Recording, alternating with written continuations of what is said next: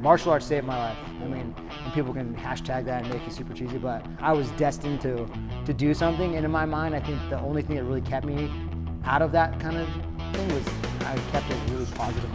I remember at one point my mom found me, she came to the gym and she was yelling from the front door while I was trying to figure out how to use the double-ended bag. You hit it, it bounces all over the place, she was basically pounding me. So I'm trying to do it and I remember stopping and I go, hey, this is my church. Don't come in here like that, yelling at me. And it dawned on me how real that really was.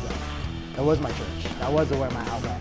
And I mean, I could have gone, I could have gone sideways. You look at the way I grew up on paper, and it could have been like, yeah, I can see how he could have been anything but a professional athlete.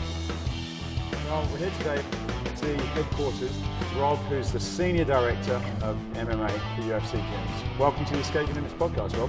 Well, thank you for inviting me, Kevin. I feel honored. So, tell me, what is it like staring in the eyes of someone that wants to kill you? To me, people always ask, like, what was your favorite part? That, to me, was the favorite part. I liked the stare down part because I was like, man, I'm going to be able to fight you and not go to jail when this is done. That was my favorite part. I really, in me, which is weird, I thought that was kind of the part of it where I knew as soon as I started seeing the guy, if I'm walking from the back and we made eye contact, I never broke eye contact. Even when I would sit down, I was trying to stare at him the whole time. To me, I was like, all right, this is like the game. So, and I knew I always trained really hard for the fights. So I was like, man, I hope this guy trained hard because I'm going to leave it all out there. Yeah. So what do you sort of prepare mentally for that moment? You know, do you sort of get your, do you say stuff to yourself? How do you kind of get into that mindset? Because I guess, you know, I suppose being in that game, it's easy to notice if someone's not confident, is it? Or? Yeah. I mean, like I said, that was kind of a fun part. So I'd always stare at them the whole time. And if they looked at me and then they started to look away, I'd be like, oh, I got this. Oh, I got this. But I mean, you watch video and stuff. I mean, there's a point now where people are fighting. And at that level, they've got some kind of video out there. So trying to watch it and see if they have mistakes or stuff that I could capitalize on or something. I'm like, oh, okay.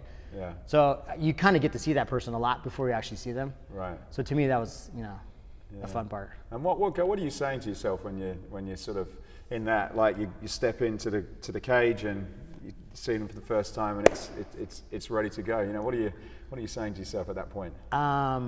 It's funny. I joke about this now, but I mean, there's no like manual. You train for it, and then you're like, hey. So I remember the very first fight in the back, and I was just walking around, and I kept saying to myself, punch him in the face as many times as I can.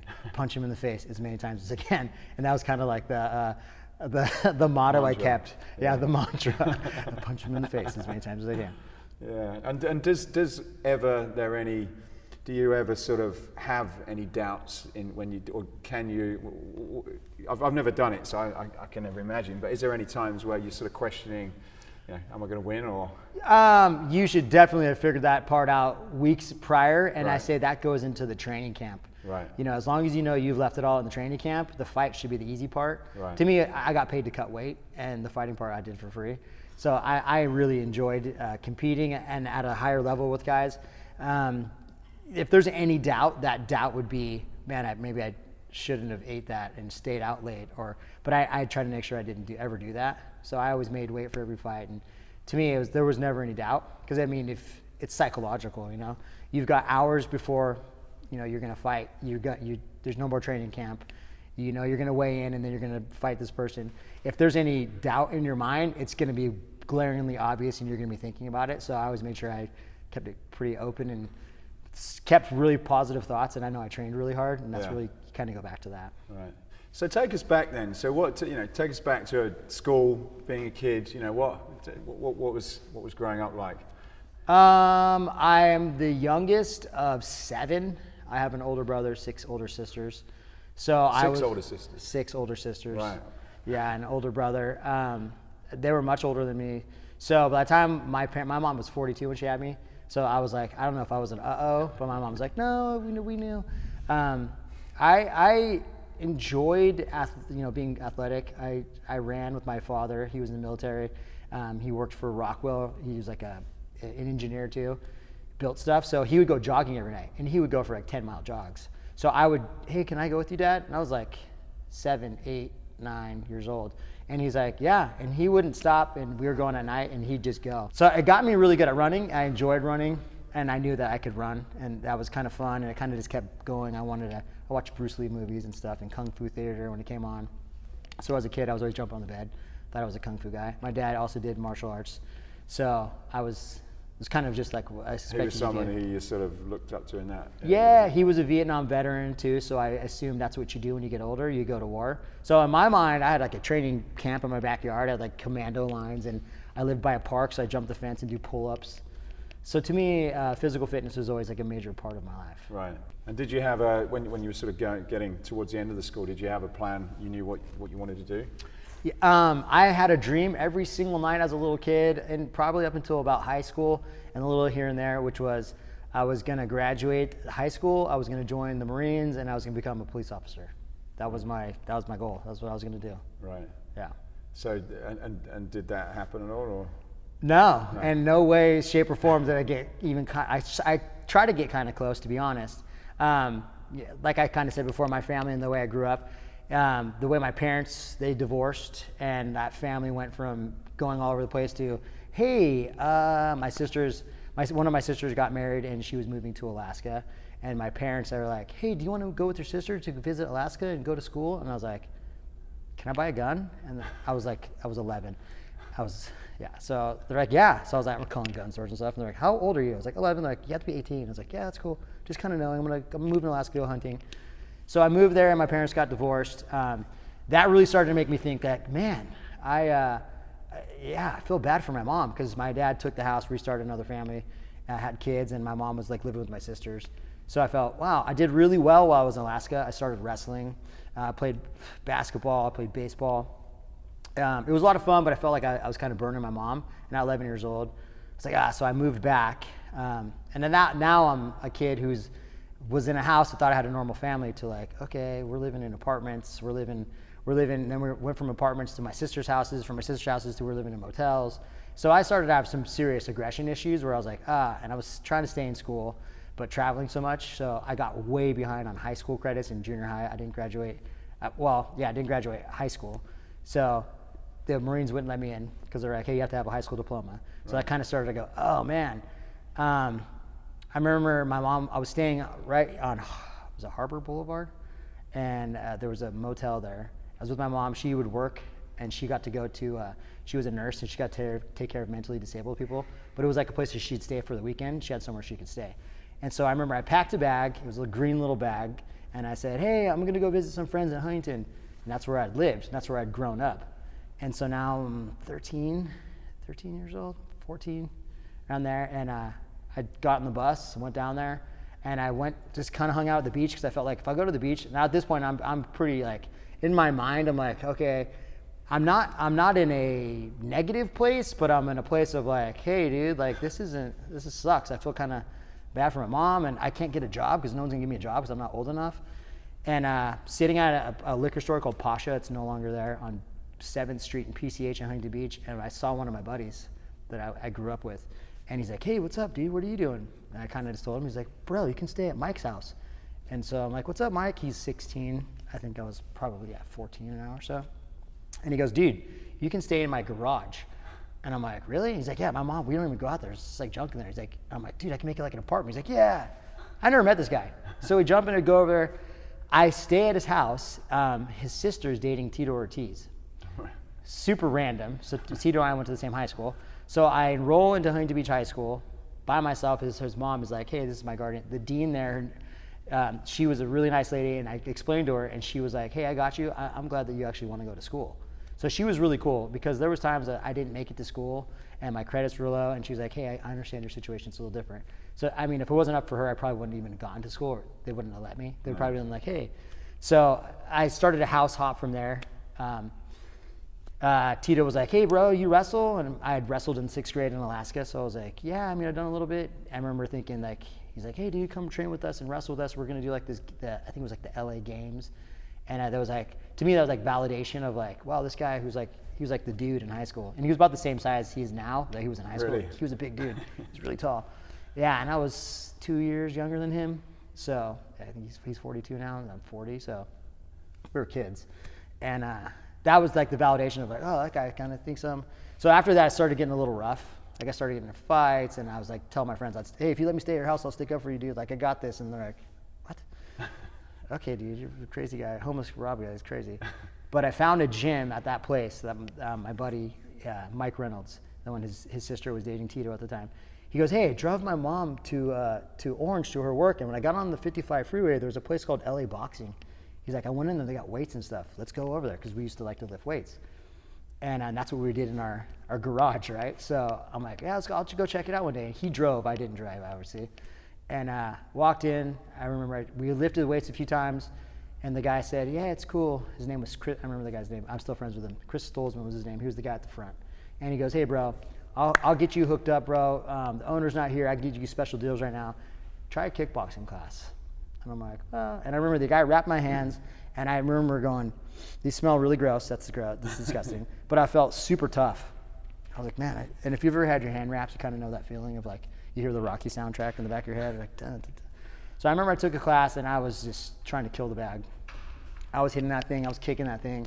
And during the course, the guy who was teaching the class said, hey kid, you got a good kick.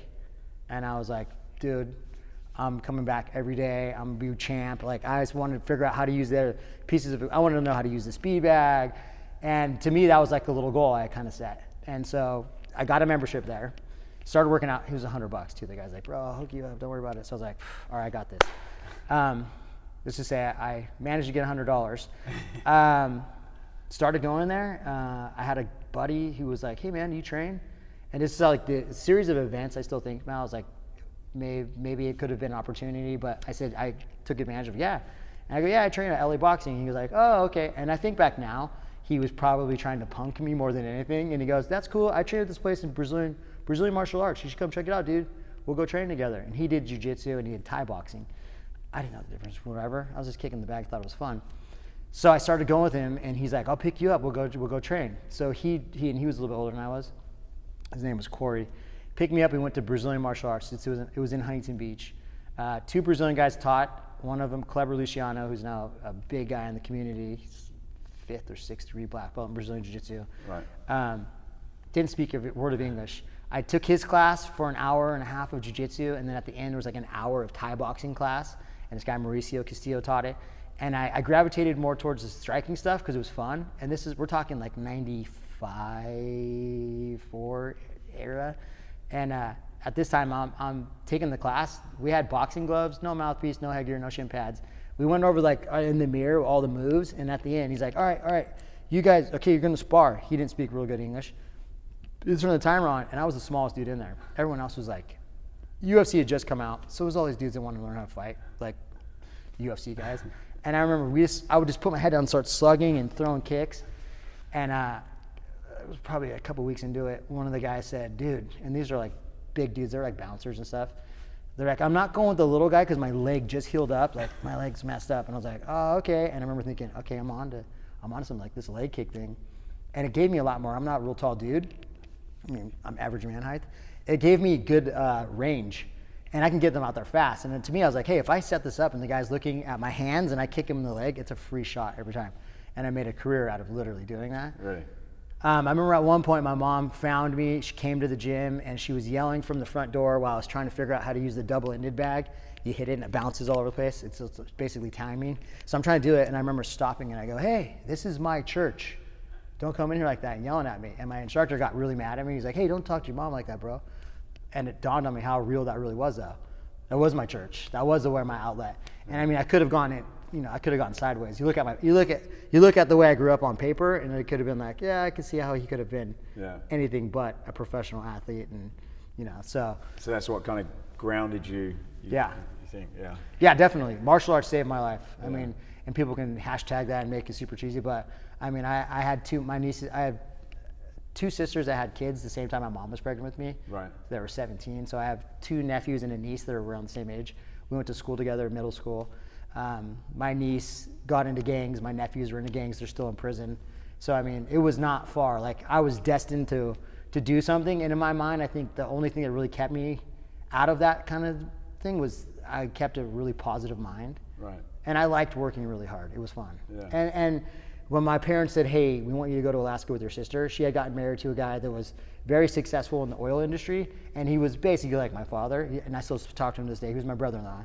They're no longer married, but in my mind, this guy was, I sat there and he gave me really good advice and taught me how to hunt and how to fish. And to me, I go, okay, cool. And it made me realize too, like, hey, because my parents, the way that they were in my house, that wasn't normal, and that, breaking up a family is not a normal thing, and that, hey, that I'm different. And to me, it realized like, hey man, I can do anything if I really put my mind to it. Right. And he really reinforced that. So I told him that the other day, like I put out a thing and I was like, hey, I just want you to know that. And he's like, bro, of course.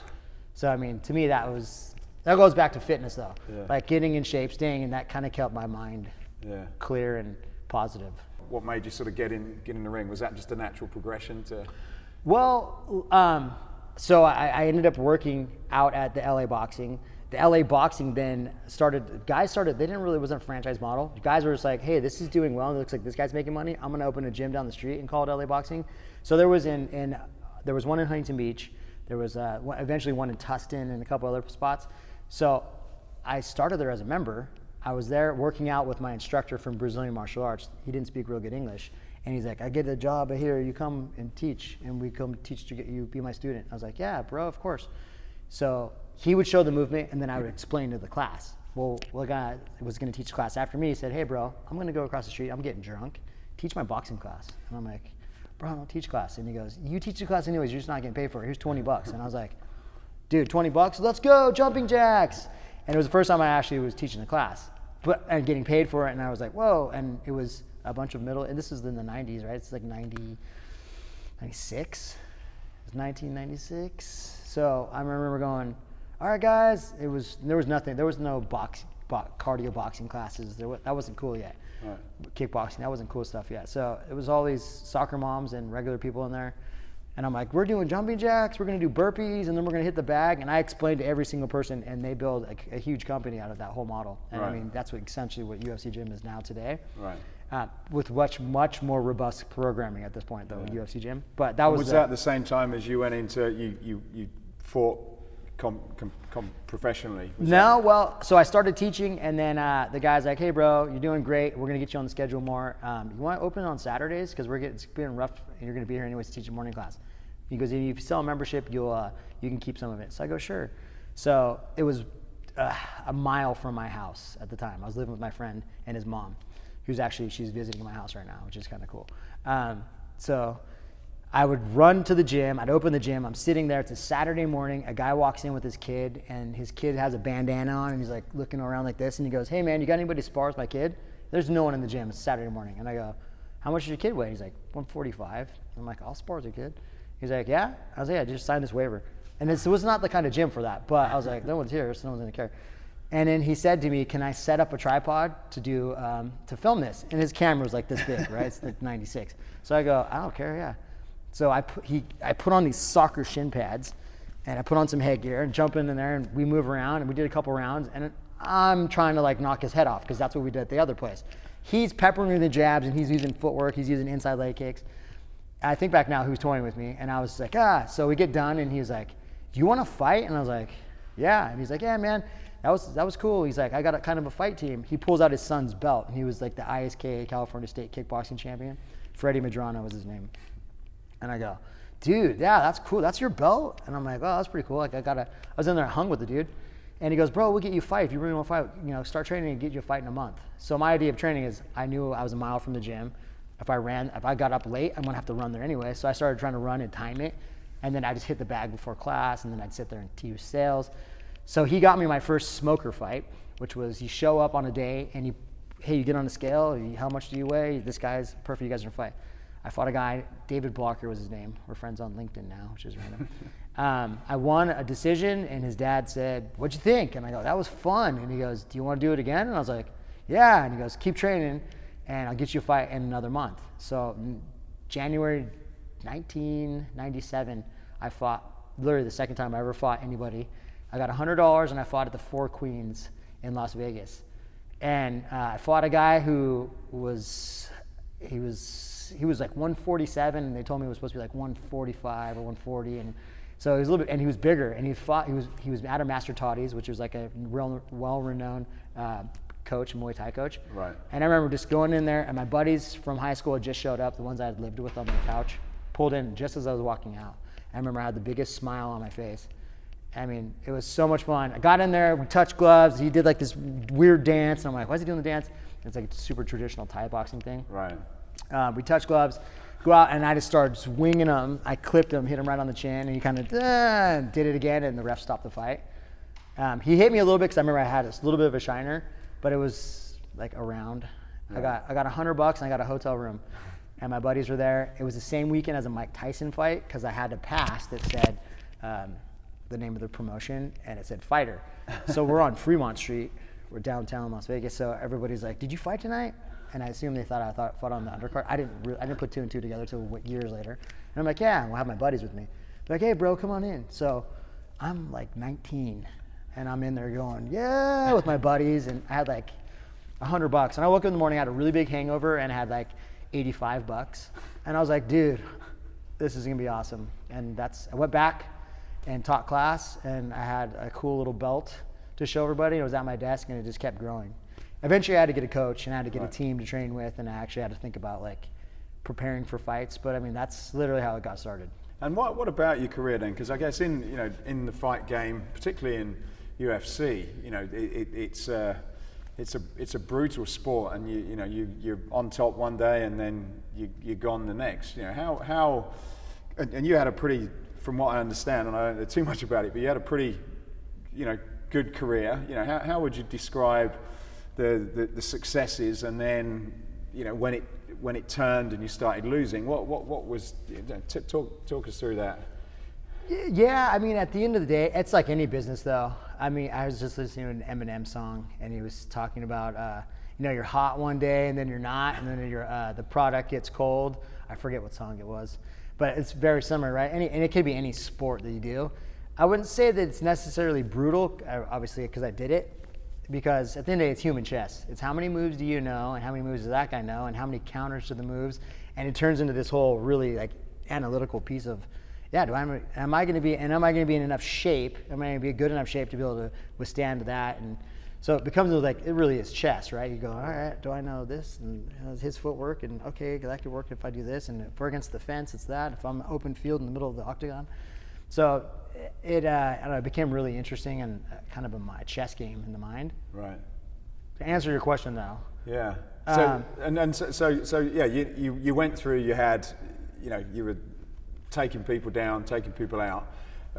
What was the difference? How did you feel on the way up? And then, what was the difference from when you lost? There's a real big difference. When I remember I did really well in my kickboxing career, and the first time that I caught a loss, and it was by TKO.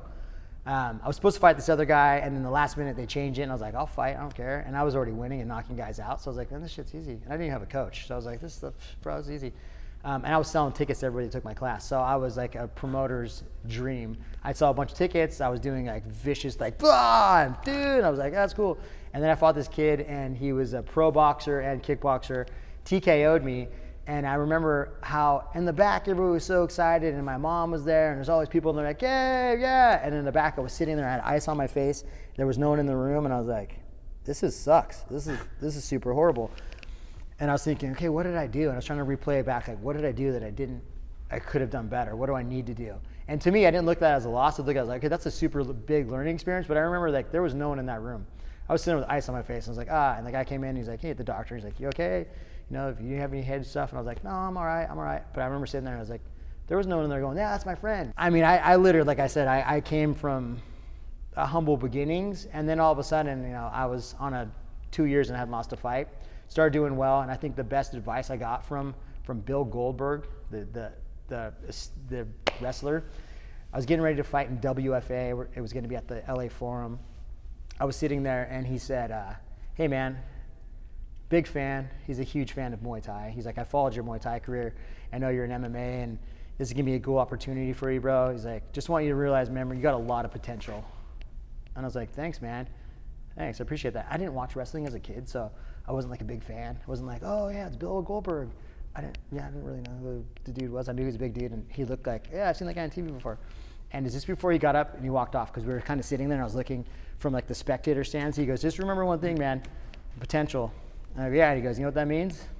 And I was like, he goes, it means you haven't done shit yet. And he walked off, and it was like, should I be mad? Did he just punk me? what did that mean? But it really it made a lot of sense. And I hadn't lost a fight. So I was like, what is he talking about, dude? It's been like 2 years. I'm on a 2-year run. Like, what? But it meant a lot, and especially coming from someone like that who's been, you know what I mean, he's done really well, and athletics too, right? You look at pro wrestling, like WWF stuff, you guys can be a serious athlete, make fun of it or not, like, it's got a huge fan base, and like jumping off the ropes every night, doing that kind of stuff, you got to be very athletic. So from listening to that guy, and I was like, yeah, I fought, I did well, and I remember kept thinking to it, all right, I got to do stuff. I got a manager, and my manager's like, hey, I've managed other athletes, baseball players, hockey guys. He goes, and every time the big leagues come calling, they send him a limo, a bunch of chicks, and I don't see the guys in again. And I go, bro, I'll never do that to you. That wouldn't be the thing. Got to the part where I started actually making money, and I was like, whoa. And I started going, hey, it seems like everyone's got their hand in my pocket. I'm paying this person, I'm paying that person, you need a percentage of this. And so eventually that ended up happening where I was like, hey, bro. But I remember thinking to myself, like, all right. And he said to me, hey, man, remember Rocky?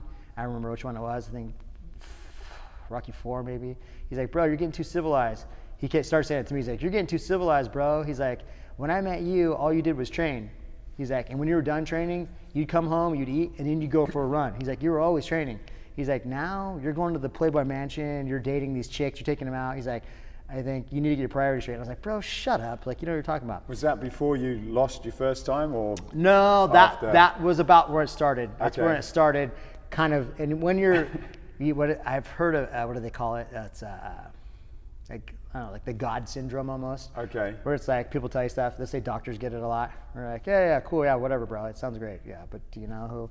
Yeah, I started getting to that point. I was like, yeah, cool, great. And then I had trainers starting to pull out on me that I had trained with since I was like 19. I first started. So I was like, whatever, bro. Like, it's cool. Oh, you want more money and stuff? Yeah, it's cool.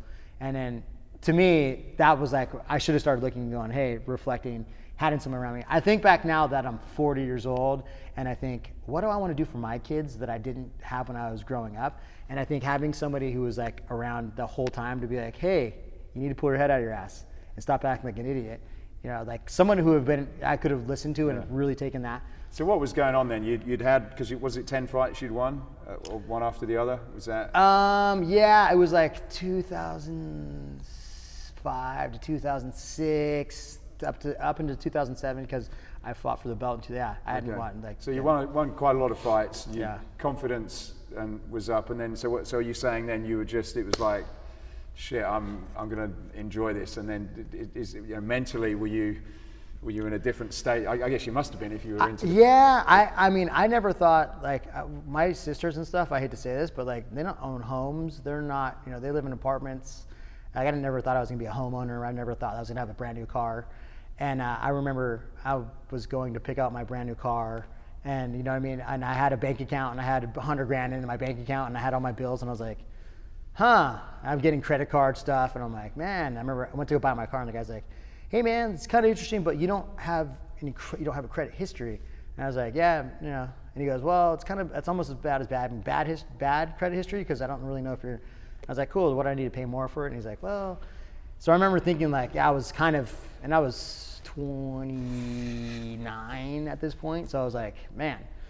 So I think that getting money and kind of thinking that I was at this point when I check myself and be like, hey dude, it's one thing when you're the challenger, when you're trying to get that belt, you're like, I'm here. When you get the belt, it's 10 times harder, and people don't realize that, because now everybody wants to be in your position. Yeah.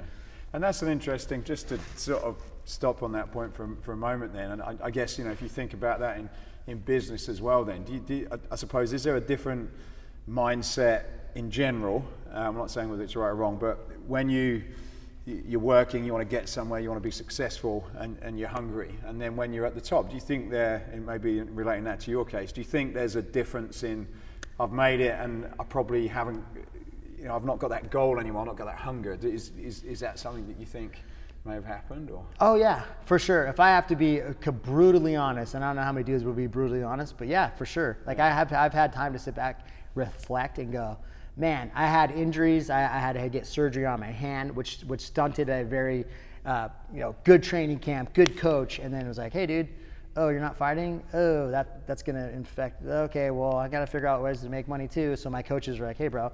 And then going through training camps and starting out around the same time that Rampage did and Tito and all those guys, we're all really tight homies. We all trained Team Punishment. They all started making way big money before I did, and I never made that kind of money. I was like, man, they started going, hey, dude, hey, I know you're training with him and he's doing well. If you want to come down to the camp, they were paying him. And I was like, hey, I'm going to buy you guys lunch. Yeah? Oh, you guys are going to go up to Big Bear? Yeah, well, my camp's going to be here. So I didn't stop and go, hey, I should probably go somewhere else and go to get a camp, because at the time I had Team Punishment, right? Well, eventually everyone started opening their own gym because they all knew they were eventually going to fight each other, and everybody was doing really well. So these guys started leaving. Well, I didn't realize how much I was getting because of the name. People were traveling from all around the world to come train with us. So I got top name dudes that were coming and training with me. I got to do jiu-jitsu with these guys and wrestle with these guys and strike with these guys. So it elevated my game. Yeah. But then as everybody started leaving, I was like, well, I got this. I got really good training partners, right? My wrestling coach, Paul Herrera, at the time had told me, hey, man, just remember, you can't fly with eagles if you train with turkeys. And to me, that made so much sense. To this day, still makes a lot of sense. He does the wrestling for UFC Gym now, because I was like, hey, bro, if anybody's going to be heading this up, you're the guy. And to me, it made a lot of sense, but I was kind of like, yeah, it's not a team sport, dude. I go in there by myself. I do this by myself. It's me versus that guy. But it is a team sport, because if you don't have good coaches, a good support system at home, and people that are going to motivate you, then yeah, you're not going to do very well. So. And is this, if you look at a lot of sort of fighters nowadays, do you think that, you know, when they have had that success and got to the top, and then suddenly, you know, they lose and they disappear, do you think some of that's to do with the mindset of the hungry, I want to get there, and the sort of, look, I've done it, and that motivation's gone? Yeah, I think, yeah, I can be, trust me, I look at stuff. I mean, I knew. You've been there, I guess. Yeah. And I remember I was defending my belt, and I remember looking at looking up the guy and looking for fights, and I came across his Facebook page, and I saw, and every single fight I ever was in, I always thought, I'm prepared to die. And that was the very first fight to the very last one. I'm prepared to die if I'm going to go in there and do this. Like, I'm planning to kill this dude. I hope he's planning to kill me, because I'm going to try to kill this dude. And I remember watching his Facebook videos he had just posted, and we were in camp for the fight. I was defending my belt, and he had just recently had a baby. And I thought, oh, I'm going to kill this dude, because there is no way he's in that killer mindset that I am right now. He's thinking about how much he loves his baby he just made. I'm going to kill this guy. And I did on that fight, and it made me think, like, yeah, that was like an advantage in my mind of like, oh yeah, this dude's not in that mindset. So as later on down the career, I remember I had a kid, and I was like, shit, I'm that guy now. And the guy I fought was much younger than me, and I remember going, oh no, I'm in that killer mindset. So I remember going, okay, like, now it's not like, yeah, I'm gonna kill this guy. It was more of like, yeah, I'm gonna win, I'm gonna pay my bills. So you met your wife. You moved then into this, I guess, the fitness career. Father's Day, I did a seminar. I believe I was in Mississippi. Got to the airport, and my now wife texted me, or called me, and she's like, hey, I just want to say Happy Father's Day. And I was like, thanks, wait. So she told me, hey, you know what? Yeah, she was my fiance at the time. Right. So she's like, I just found out I'm pregnant. And I was like, oh. Okay, well, she's like, well, hey, I thought we got married. What else did we do? And I was like, yeah, I guess there is a progression to it. And I was like, that's cool. And she's like, well, we're going to get, and I asked her, I think in June to get married. And then she's like, yeah, we're getting married October 18th. And I was like, yeah, I was thinking about paying off the ring first, but okay. And she's like, I just don't want to be showing. And I was like, all right, I guess like chicks and pictures and stuff. So I was like, all right, that's how I got into the whole thing. So now I am a guy who went to the gym because I enjoyed going to the gym, to I'm kicking a bag, to now I'm fighting people for a living. Now I'm on TV, and I'm still that, in my mind, I'm still that kid who rides a bike to the gym. And I'm like, all right, cool. And I remember sitting on my couch, and my manager called me and said, hey man, on my house that I just paid over $100,000 to remodel the inside, my wife's pregnant. I think she had a kid by then. I think we had a kid. And my manager's like, hey man, you got cut out of your contract early. And I'm like, I lost a fight, which I shouldn't have lost a fight. And I shouldn't have fought. My hand was messed up, and I was like, fuck. I was like, whatever. And I lost the fight, and I lost the contract, and I'm sitting on my couch, and I'm thinking, I got a serious overhead. I got a mortgage. I got a kid. I got a wife. And I told my wife to take back her cars. My wife had a Bentley. My wife had a what was it? GS 550 Mercedes. She had a Range Rover. I was like, take all that stuff back. That's super cool that you have that stuff, but I'm sure that that's really, really expensive. Her Bentley payment was like $2,300 a month. At the time, that was like what I paid for it was a little bit more than, my mortgage. It was like the same to my mortgage, and I was like, dude, that's like a mortgage. What are you doing? Like, take it back. So I'm like, I'm acting cool as ass. Like, I got this. Don't even worry about this. But I'm sitting on my couch, and I'm like, I have a really big overhead, and I'm not freaking out about it because I'm like, I'm keeping it super positive. Like, all right, dude. Like, I got a name. I've been fighting. I was at this point. I think I was the champion. I got cut out of my contract after the fact. After I've lost a couple fights. I think I lost one, then won one, and I lost another one. I think something like that. Right. And I'm sitting there, and I go, man. Went to a kid's birthday party. Yeah, that's right. I went to a kid's birthday party. I'm sitting there, and my buddy, who became a financial planner, he's sitting there, and this guy comes over, and he had franchised LA Boxings. And so I said, Anthony, what's up, bro? How are you? And he goes, can I ask you, man? I got to ask. He goes, I've met you a few times. And I said, yeah, of course. And he goes, you always shake my hand. You've remembered my name. And I said, dude, we're like family. I go, I started LA Boxing as a kid, changed my life. And he goes, yeah. He goes, I've seen you out with your boys, and they always introduce themselves like they've never met me. He's like, I've met your buddies like 4 times in a row. You always remember me then. I go, bro, we're like family, dude. So we sat, we talked, and he said, hey, dude, you got a really cool story because I know that you started at LA Boxing. And he goes, gave me his card, and he said, if you want to be the director of instructor training, we're looking to hire. I go, bro, I fight for a living. And he goes, yeah, I think I was 33. He goes, you can't do that forever, man.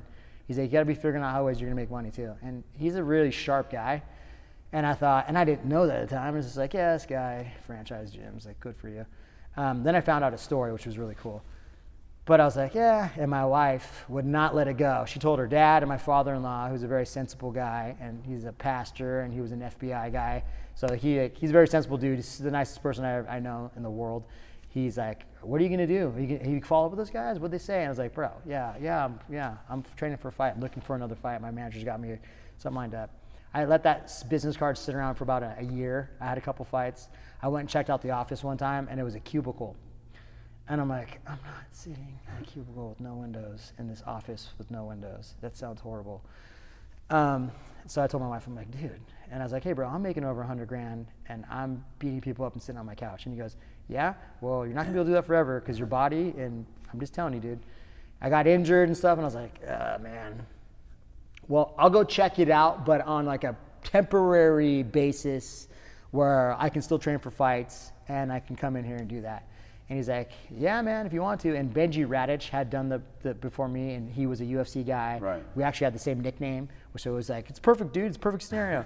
I went in there, and I think he did it on purpose. He had me sit in front of the franchise sales guy who sold the franchises. So I learned business and sales through that guy. And is it what you wanted to do, or were you just sort of... No, I mean, at the end of the day, I thought, hey, no one knows this business particularly. It's the conditioning side of MMA better than myself, because that's how I started. I was a kid who enjoyed working out, and then just happened to take advantage of the fact that, yeah, I'll spar with the kid. Yeah, I'll take a fight. Yeah, it's fun. So to me, and I don't think most people are ever going to want to punch in the face, to be honest. But it is a really good workout, and you don't think about working out. When you get done, you're like, oh my God, that was fun. You look and you're like, whoa, I just burned a lot of calories and got a lot of steps. Like, that was pretty cool. It's way more fun than doing this or, you know. And so I was like, hey, here's the manuals and here's what we need and this is what we need to take out. And so I started making that. Then I realized like their sales, they started telling people, yeah, Rob's got a huge network, which I did because I was friends with a lot of people and I was well respected in the community. If you were watching one of my fights, I'm trying to fight. I wasn't like he's trying to skate by winning points. Like, no, I was trying to fight. So I think that got respect with a lot of guys. He's like, hey, Rob will get you guys instructors. He'll hire them. He'll make sure that you have the right business. And I was like, yeah, I'll do that. And I remember going, dude. So I was like, how am I going to get ahead of this? So the second I knew we were opening a gym, I started running ads in the area, local areas, to get people to interest. And I would respond to them, and people were like, is this Razor Rob? And I was like, yeah, what's up, man? They're like, dude, I'm a big fan. No, that's crazy that you sent me an email. And I was like, yeah, hey, so you interested? If you're not, where have you trained? If I didn't know, I'd say, send me a video. Let me see how you, see if they're, I could just tell about them holding mitts or hitting a bag. So I was like, cool. Hey, I'm going to put you in my little database. So I created a folder for every area where we're opening a gym. Right. So I started a database. And then I've been friends with Dana because of Tito, and he was his manager at some point when they first started. So he's like, hey, bro, I'm coming down. I have a summer house here in Laguna. Do you want to come out and train my kids? And I was like, dude, you're the man. Trained him, and he was like, hey, I enjoy the fact that not only did you do focus hits with them, you're doing Thai boxing stuff, kickboxing, and kicking, punching, kneeing. He's like, but you stretched them and did a bunch of other stuff with them. I had him, use like bands and foam rollers, and he was like, that was cool, dude. He's like, what are you doing for this summer? And I was like, working out with you guys.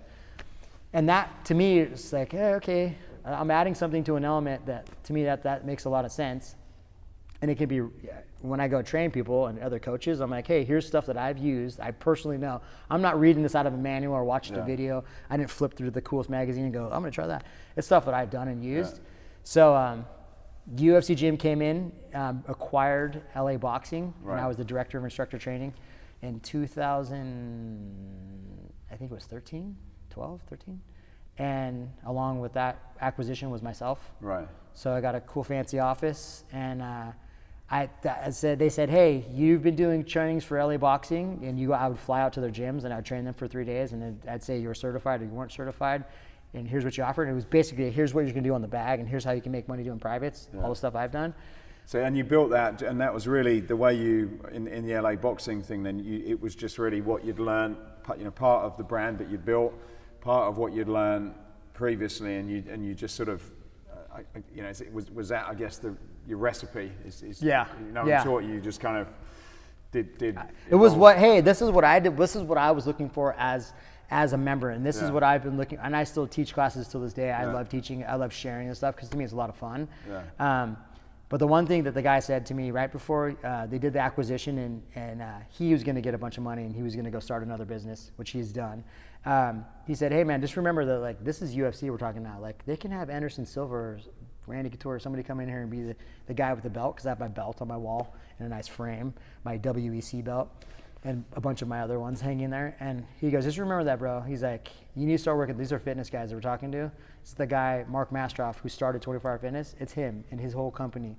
He's like, start working on personal training certs, because that's what's gonna rain volume to them, is that you have certifications. And he's like, I know the guy that just started Nesta. You can talk to him. We can work on getting new certifications. So I started with Nesta, and then I transitioned to NASM, the National Academy of Sports Medicine. But the thing that I realized was Nesta and science in general, you can change the philosophy behind business and how you do sales, but you can't change the science part of it, right? I mean, it's always getting better or changing a little bit, but that was like the main part that I was like, okay, I'm not a science guy. I'm not a real studious guy. At least I wasn't. So I started with that, and then I got into NASM. I got the certified personal trainer cert. It took me like 6 months to study for it, and I was like, it was like the biggest thing I'd ever done. Mind you, I never graduated high school. I didn't do an SAT, so that was my SAT, right? I was like, looking at your Instagram, you obviously seem to have changed now, because you read a lot of books, and what was the reason for that shift? Because the thing that I realized was, hey, there's a lot of information out there and perspectives from people that are way more influential, who've got more money and who've seen a lot of stuff, and it's hidden in books. Yeah. So why don't I see their side of it, and then I can take out of it what I think I can use, because when did you realize that then? I did the NSM thing, and I remember it was a proctored exam, so you have to go in there, you can't carry anything with you, no phone or anything, and it's timed, and I did it, and I was like, oh man. And it took me, dude, probably a year, to be honest, studying for it nonstop, where I was in the office, and I was like, I was to the point where I was like, studying so much, I started realizing, dude, I think I have ADD, because I'd be like reading stuff, and I'd start to watch a video, and I'd start to look at my phone, and I was like, fuck. And I was like, dude, I gotta stop doing that. Like, that's starting to make me mad. I was like, all right, I gotta turn everything off, and people would talk to me, and I was like, yeah, hey, I'm almost done. And I was like, all right, cool. And I realized, like, this is kind of a lot of fun. And this is exactly the stuff that I do anyways. And then it dawned on me, you know how many people are out there in the fitness industry that don't have certifications that are training people? Wow, that's super dangerous.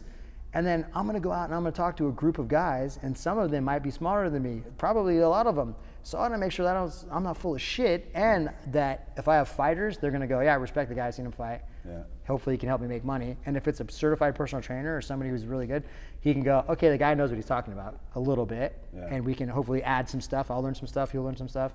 So to me, I was like, hey, I don't want to be put in a weird spot, so I kept adding to it, to the sales part, to the science part. And it just kind of became fun. And then with NASM, you have to do continued education credits, otherwise your certification lapse. Right. So it keeps you on your toes, which I kind of nice. So what's the future? You've had an interesting career, or you've had probably 2 careers really, haven't you? I guess your fighting career, your career with UFC. You know, what does the future hold? Where do you go next? I mean, on top of all the really fun stuff I've been able to do, I think the best stuff is being a father. I mean, I have 2 little kids now, 2 little boys. Right. Spending enough quality time with them and trying to raise two little men to make sure that, like, hey, you can take care of your mom. You got to understand, like, hard work. You know, they're in the gym. They're at the gym all the time, and they're training already. So to me, it's that, and then that's not going to pay my bills. So trying to figure out how on top of everything I do already, like consulting and I do that other stuff, to make sure that, hey, that the skill set that I have is extremely valuable. And that's why I read books and try to get more certifications, because at the end of the day, yeah, nothing is forever, right? There's, you know, we're all going to die one day. And I've seen it working in corporate America. You know, people are here for a while and then say, oh, hey, what happened to so-and-so? Oh, you know, so I mean, and then growing up in that environment, my wife's like, babe, sometimes you don't think about the negative. I'm like, I'm not thinking about negative stuff. I'm thinking about what next. So I've already got stuff that, like, hey, I need to work on doing this. I need to work on going this way, financial planning. So, you know, seminars is a whole nother thing that I've been into and been doing that for over 10 years. That's done very well for myself. Yeah. Only because I really like teaching, and I think it comes across when I start teaching that people are like, oh, cool. And I get a lot of, you looked really mean on, like, when I watch the video on TV, like, yeah, but you're actually pretty cool. I'm like, oh, thanks, dude. Or, you look bigger on TV. And I'm like, hey, dude, I can hear you. So, I mean, just keeping my brand growing, right? Reinventing myself. So it's you know, going out there doing cool podcasts like this. You know, just making sure that I'm finding stuff that's going to be valuable for other people to learn from and that want to pay for it. Yeah. And what for the industry then? You know, what do you see? What's next? We've sort of, I guess, with you guys and evolving your model and how it's, you know, how that business has changed from, you mentioned Mark Mastroff, and he's gone from the big 24-hour fitness type of boxes, and now you've kind of got almost like a boutique sort of area of the business. Where do you see the next 5 years for this industry? Man, I mean, you see a lot of boutique models now. A lot of them have some kind of boxing in them, which is cool, which is definitely cool for my skill set. But that is the big question, right? That's the big what's next, right? Everybody wants to get ahead of it. I think it's just realizing that this is a really fun way to get into shape. There is a really big epidemic, and it's not just in the United States, it's all over the world, where technology has made us more sedentary. We're sitting around, we're looking at our phones. I don't need to go very far to get some crappy food, especially in the United States, packed full of GMOs, right? And I don't want to get into all the other stuff. So, I mean, at the end of the day, it's realizing that people do need to be in shape. It changed my life. So I think when I get to start to talk about it, people are like, that's kind of cool. I might not have been that where you're at, but that's cool. If it looked like it changed yours, maybe I'll listen to you. Maybe I'll take this. So it's kind of figuring out where are those boxes going, and then how are we designing cool programs that aren't like, yeah, I've already seen that. Yeah. So staying ahead of the curve. Yeah. And I think it's really in the boutique stuff. But then you go, okay, is it the boutique stuff, or is it like the big gyms? Because, like, we got really big gyms and it's more volume. And then, you know, I mean, we're going to charge you a low price rate, but, you know, these smaller ones, they're going to charge you a lot more, and you don't get as much. Yeah, but it's designed specifically for this clientele. So it's figuring that I guess that's the big question mark that everybody wants to know, right? Yeah. That's what makes this industry fun, though. Yeah. And being around other really motivated people, I always thought I was kind of the weird one. I liked running, I liked working out. I mean, at some point I liked punching people in the face. But you meet other fitness people, and they like to get up early too. They like to go for runs. They like to squat until they can't sit down. They're not necessarily punch each other in the face, but I realized like I'm not that far off and different. There's a lot of us out there that really enjoy it. Like, I mean, I'm wearing a Fitbit, right? I'm trying to figure out how many steps am I not getting right now. It just, you know, it's sharing that with other people and then making sure that, hey, they see the value in it and they go, that's really cool, man. I can use that. Yeah. And so, final question, you know, what advice you've trained a lot of people all over the world now, and there's a lot of people probably listening to this that are just coming into either getting involved in a sport or the fitness business. You know, what advice would you give people? I guess, or probably to yourself when you was 19. If it, you know, what would be the sort of best piece of advice you could give somebody who wants to get on and succeed in this area? If we're trying to be, if I'm someone and I'm trying to get in the beginning, I'm trying to think, if I'm in the beginning, it's staying positive, right? So that mind frame of it, yeah, definitely getting that blood flowing of working out, asking a lot of questions, and I guess and that's not necessarily like a dumb thing, but asking a lot of questions. I wish I would have started reading a lot earlier, right? And not just reading to read books, but like reading and really retaining that information, like reading good books. That really set it off with that first book I read when I was 28, which was Rich Dad Poor Dad. Right. I read that and I thought, how do I make money for me, and how do I make money when I'm sleeping? And I made me start thinking about it, financial planning. So I think like the one biggest takeaway was set some goals and make sure you're checking them off. Don't just set some goals and be like, dude, I'm gonna fight one day and I'm gonna make it in the UFC. It's like, cool, all right, well, how about you go undefeated first? How about you do some vicious knockouts? How about you like figure out how you're gonna get there, and then set another one. Hey, that's cool, I'm gonna get there, but I wanna get the belt. And then, yeah, I'm gonna get the belt, but I'm gonna defend, I'm gonna get a black belt in the meantime. Like, yeah. So I look back now, I've been more harnessed and been able to hone some of that stuff and setting your smaller goals. Yeah. And just making sure, hey, so every day it's checking off something, writing it down and making sure I check it off. Yeah. So definitely goal setting would have been my advice to anybody who's young, if they want to actually do this. Yeah. Don't do it for the money. No. Do it because you like it. Yeah. Do it because it's fun. Yeah. Well, Rob, we could probably talk for hours. Oh man, for sure. Maybe we'll pick up on. And I had a lot of questions that we didn't get around to asking, but look, thanks for your time. Appreciate it, and good luck for everything in the future. Thanks. Thank you. Cheers, Rob. Thanks. Hey, I hope you enjoyed this podcast. If you did, then please go over to iTunes and subscribe to the Escape Your Limits podcast. Leave a review, leave a comment. It really would help us a lot to continue to keep these going.